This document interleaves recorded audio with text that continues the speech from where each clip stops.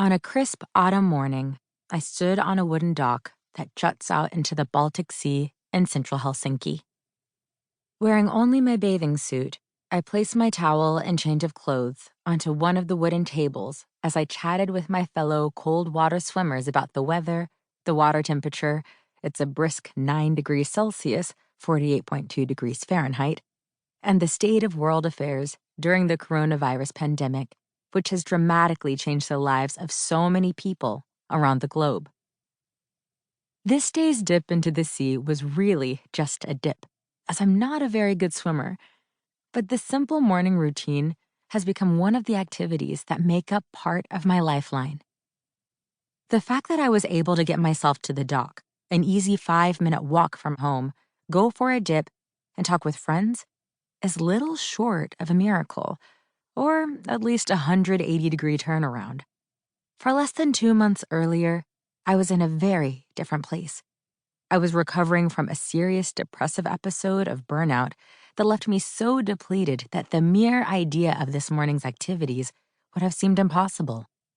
Yet, here I was, basking in the rays of sunshine that seemed like a precious commodity as we head toward the dark months of winter, when there will only be a few hours of daylight here in the Nordics. After my dip, I walked over to the bushes lining the shores of the island where I live with my son to pick a few wild sea buckthorns. The small tangerine-colored berries are also known as liquid gold, as they are rich in vitamin C and E, fiber, and essential fatty acids. A handful of sea buckthorns is said to boast the same amount of vitamin C as a medium-sized orange. Because of a concept called every man's right, jokamiehen oikeus, or public access rights, everyone in Finland is allowed to enjoy outdoor pursuits from forests to lakes and the sea, and activities such as picking wild berries, mushrooms, and flowers, so long as you don't disturb other people or their property, or damage the environment. Then I walked the short distance home along the gravel path past the docked off-duty icebreakers, up the small hill, and through the picturesque yard of my son's school, which comprises a collection of buildings, some of which date back to the 1840s, including an Instagrammable brick facade. Once home, after a hot shower, I had a cup of strong black coffee that tasted even better after my bracing, but invigorating, mini swim. A few months ago, I was so anxious that the mere suggestion of a short walk to the dock was overwhelming. I couldn't drink anything other than decaf coffee for fear that I would start shaking. So what happened, and why is cold water swimming one of the keys to my recovery? How does it build fortitude in Sisu? Building resilience.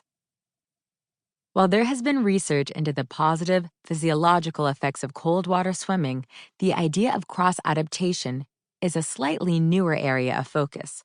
Essentially, cross-adaptation means that adapting to one stressor can help you adapt to others. This concept is one of the key discoveries I made that set me on a journey to uncovering how people train their resilience or Sisu skills so that they have the ability to adapt, survive, and even thrive in the face of great challenges, such as major life changes or loss. So while this cool habit of mine quite literally shocks me into feeling better both mentally and physically, as it triggers the so-called happy hormones, which include endorphins, the body's natural painkillers, serotonin, dopamine, and oxytocin, it also helps me to deal with other stressors in my life. With the cold water swimming boom that's sweeping parts of Europe and North America, especially following the time when the coronavirus pandemic shuttered swimming pools and had people looking for safer exercise alternatives, there's actually some science behind the hobby. In a 2020 BBC Science Focus article titled Cold Water Swimming, Why an Icy Dip is Good for Your Mental and Physical Health, writer Helen Glennie interviews Professor Mike Tipton, an environmental physiologist at the University of Portsmouth in the UK and a leading cold water swimming researcher.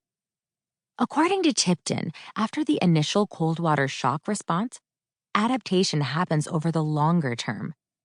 This type of adaptation makes people less reactive to the shock of the cold water, but could also make them less reactive to stress, he tells the BBC.